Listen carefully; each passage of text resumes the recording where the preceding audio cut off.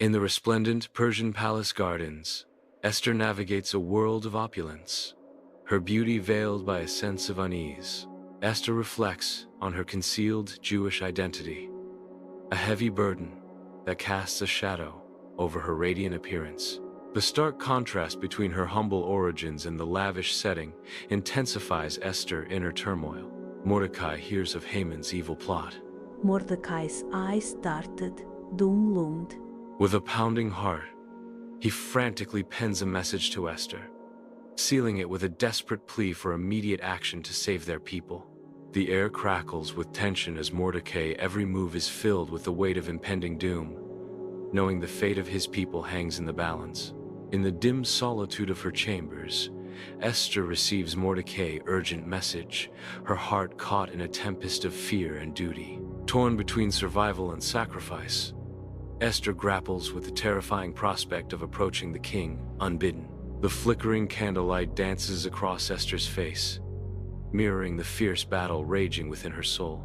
In the heart of the Persian throne room, King Xerxes reigns supreme amidst a sea of advisors and courtiers, where hidden agendas permeate the air. Haman, with calculated subtlety, begins to weave a web of deceit around the king, sowing seeds of distrust against the Jewish people.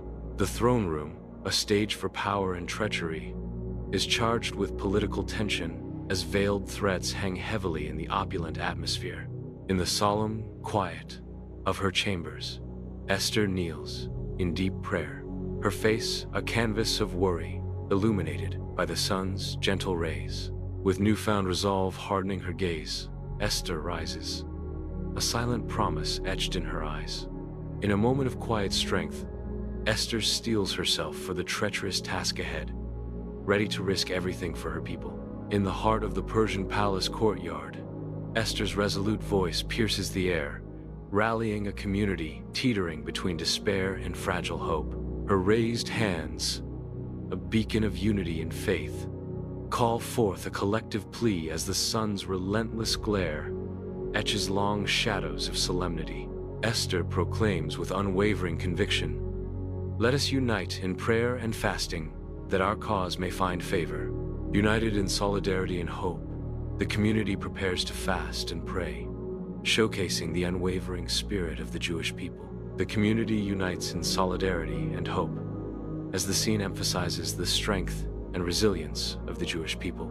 In the opulent Persian throne room, Esther, draped in royal robes, bravely breaches protocol, her fate hanging in the balance. Xerxes extends scepter to Esther, breaking silence. With life spared, the air thickens with anticipation as Esther steels herself to speak, her every word poised to alter destiny. Opulent feast, veiled tension. Amid the clinking of goblets and hushed whispers, Esther orchestrates a silent drama before King Xerxes and Haman. The air thickens with anticipation as each character maneuvers through a delicate dance of power and deception. Xerxes beckons Esther. Esther, a vision of grace and poise, hesitates, her delicate hand fluttering near her throat as a palpable tension suffocates the air. Amidst the suffocating tension, King Xerxes declares, "Esther, my queen, tell me, what is your petition? What is your request? It shall be granted even to the half of my kingdom." Haman, initially smug, watches with growing unease as Esther responds, "If it pleases the king, let the king and Haman come tomorrow to the banquet that I shall prepare for them, and I will do tomorrow as the king has said." Esther's words hang in the air, laden with unspoken intentions, as she coyly invites the king and Haman to a banquet veiled in mystery. In Haman's opulent home, candlelight dances across the faces of assembled guests, casting long shadows that hint at hidden agendas. Haman, fueled by pride, recounts his triumphs, yet the shadow of Mordecai's defiance darkens his countenance. With calculated grace, Zeresh suggests a sinister solution. "Why let this one man spoil your happiness, my lord? Build a gallows. Hang Mordecai." The jovial atmosphere curdles as Haman explodes. And yet, this Mordecai, this insignificant Jew, dares to defy me. He refuses to bow. Can you imagine the insolence? Uneasy glances flicker among the friends, sensing the poisonous shift in mood as Haman's obsession consumes the room. In the dimly lit Persian royal bedchamber, King Xerxes writhes in restless slumber, haunted by shadows that dance on the ornate walls. Amid the oppressive silence, King Xerxes breaks the calm with a weary command. Bring me the royal chronicles. Perhaps a tale of past glories will lull me to sleep. In a monotonous drone, the attendant reads from the heavy scrolls. And in the matter of the thwarted assassination attempt, the brave Mordecai uncovered the plot and saved the king's life. Startled by the revelation, Xerxes sits upright, his eyes widening as he echoes. Mordecai, you say? His voice filled with disbelief. King Xerxes inquires, what reward was given for this service? The attendant consults the scroll, answering, no reward was recorded, Your Majesty. A thoughtful expression descends upon Xerxes, as the weight of this forgotten deed settles heavily upon him. In the radiant glow of morning, Haman strides confidently into the Persian palace courtyard, unaware of the twist of fate awaiting him. Under the guise of seeking counsel, Haman unwittingly walks into a trap. As a royal guard announces his arrival to King Xerxes, King Xerxes poses a question, setting a stage for a fateful decision. Haman, what should be done for the man the king delights to honor? Blinded by vanity, Haman dreams of extravagant honors, proclaiming, extravagant honors, Your Majesty. A royal robe, a king's horse, and a parade through the city, proclaiming his greatness. Under the blinding Persian sun, King Xerxes issues a decree that will seal a man's fate and unmask a hidden destiny. Haman's face betrays the dread as the king's command echoes through the courtyard, a prelude to the downfall. The air crackles with dramatic irony as King Xerxes unknowingly sets the stage for a twist of fate where honor and humiliation intertwine. The narrator reveals, King Xerxes commands Haman to bestow these honors on Mordecai, humiliating Haman and foreshadowing his downfall. In the resplendent Persian banquet hall, King Xerxes awaits Esther's revelation.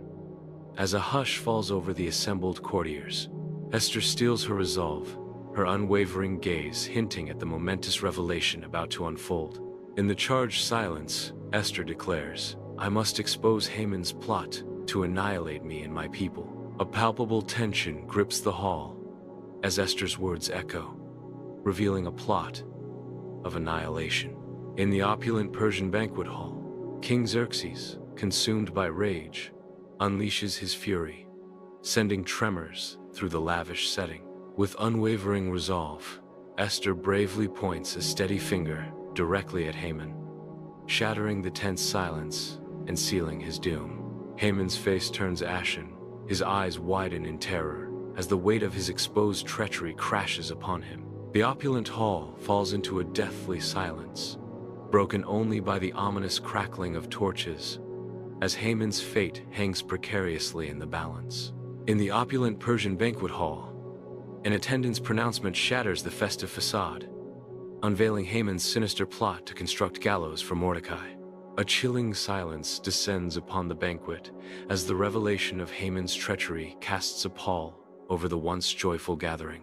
All eyes converge upon King Xerxes, his countenance a chilling tableau of fury as he grapples with the depth of Haman's betrayal. In a moment of swift and decisive judgment, King Xerxes unleashes his wrath, decreeing, hang Haman on the very gallows he prepared for Mordecai. In the lavish Persian throne room, King Xerxes declares a decree that will forever alter the destiny of the Jewish people. Amidst the shifting allegiances of the court, Mordecai stands tall, his eyes burning with unwavering resolve.